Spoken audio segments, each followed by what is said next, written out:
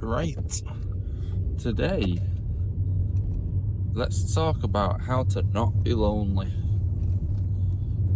It's a common thing I see in comments all the time of videos.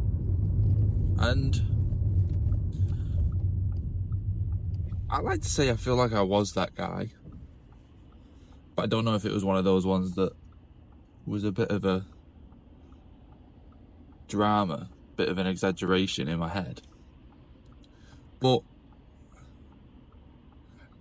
I felt lonely a lot. I used to feel lonely. And it wasn't that I didn't have any friends or I didn't have anyone around me. I have lots of family. I have lots of friends. I was doing a lot of activities and stuff.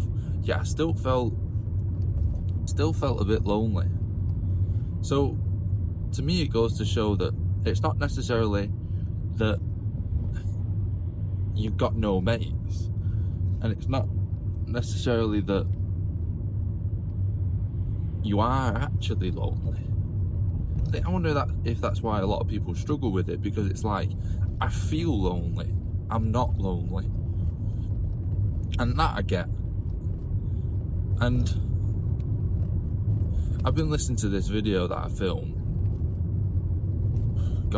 February, and it's a tough watch for me, because it's talking about loneliness, and it's talking about not going to people for help. And that used to be such a massive thing with me. Even before February, it was worse. And that, to me, is what causes loneliness. When you can't count on someone, when you can't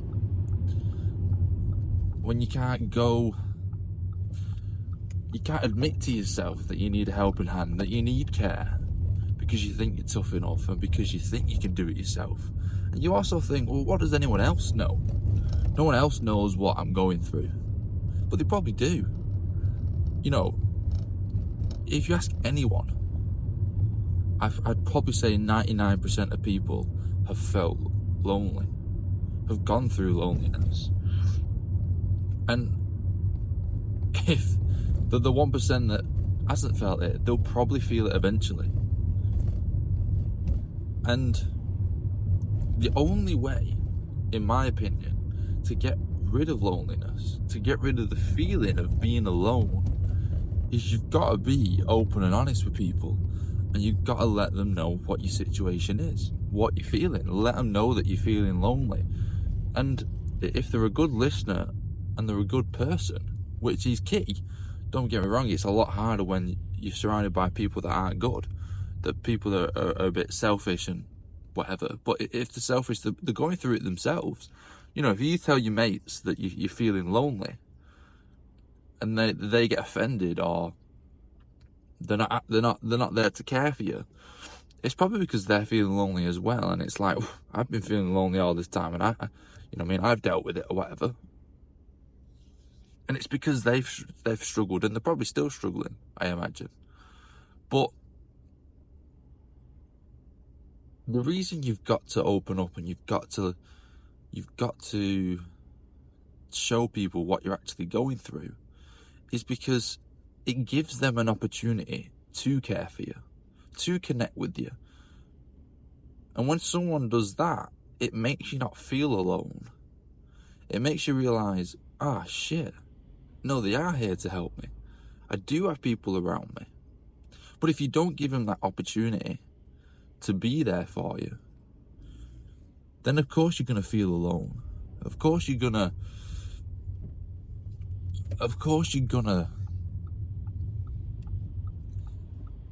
what's the word?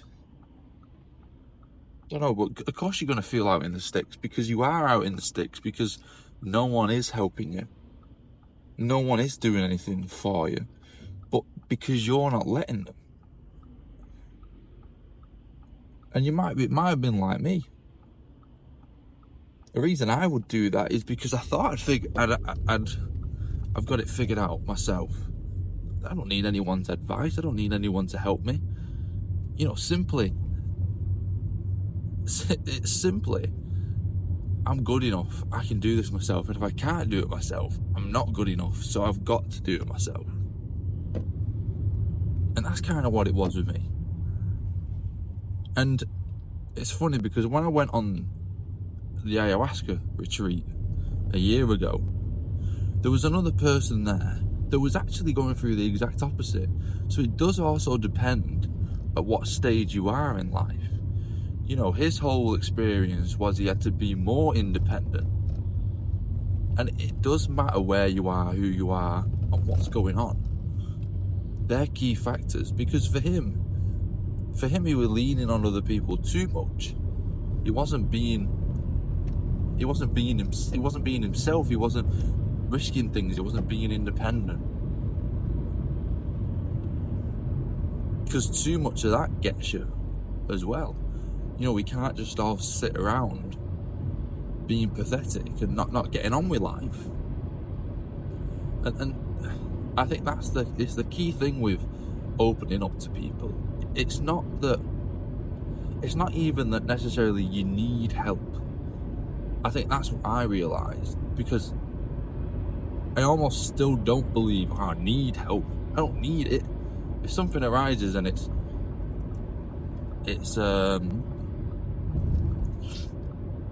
extremely, an extreme situation happens, and you can't the fear is you can't handle it yourself. You're not strong enough to handle it yourself. It's got nothing to do with that, because you can do that. But why choose that when there's also an opportunity to let someone in, to let someone help you, to connect with someone? And it's just, my experience is, it's just asking, or it's just saying. It doesn't necessarily have to be, they have to take over every single thing and you sit back and do nothing. They don't even have to take over anything. You just have to let them know, this is how I'm feeling. And that conversation is the start of not feeling lonely. That's the start, that's the beginning of it. And then you let as much help in as you want. But as long as you keep saying, this is how I'm feeling, and sure, arguments might come about that I'm trying to help you and you're not doing this or whatever, that's completely possible. So you've got to surrender. It was only 3 days ago or whatever, I was in this exact position. I needed help.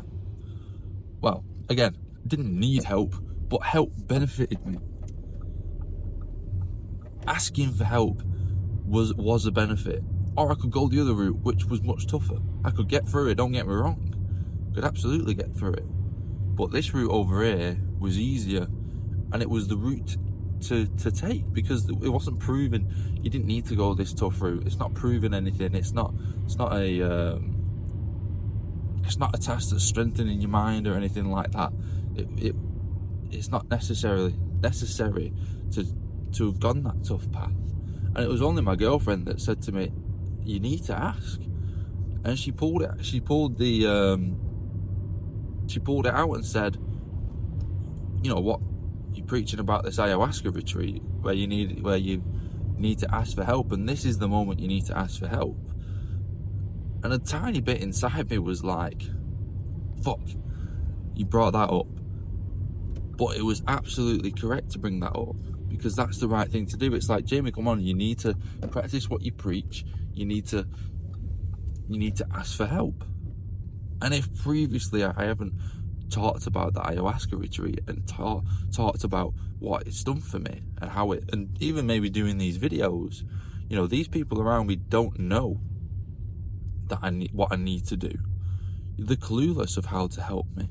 But because I'm doing this, it helps them care for me more.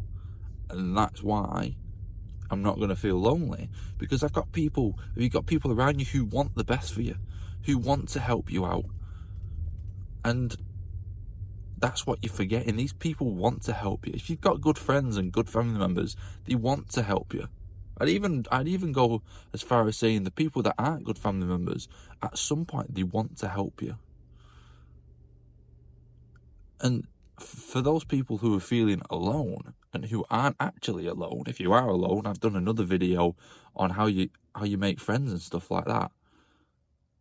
But if you feel alone, but you're not alone, you know, it's letting the people around you know who you truly are and what you're truly going through, and let them care for you. And it's so hard. It's so hard to do it. I had to have ayahuasca to tip me over the edge and get me to do it. It was that hard. But you've just got to do it, because the feeling of surrendering, the feeling of letting people help you is much better than going through it alone. You don't have to do it alone. It doesn't make you a tough guy doing it alone. You know, but yeah, anyway, at work now, so peace.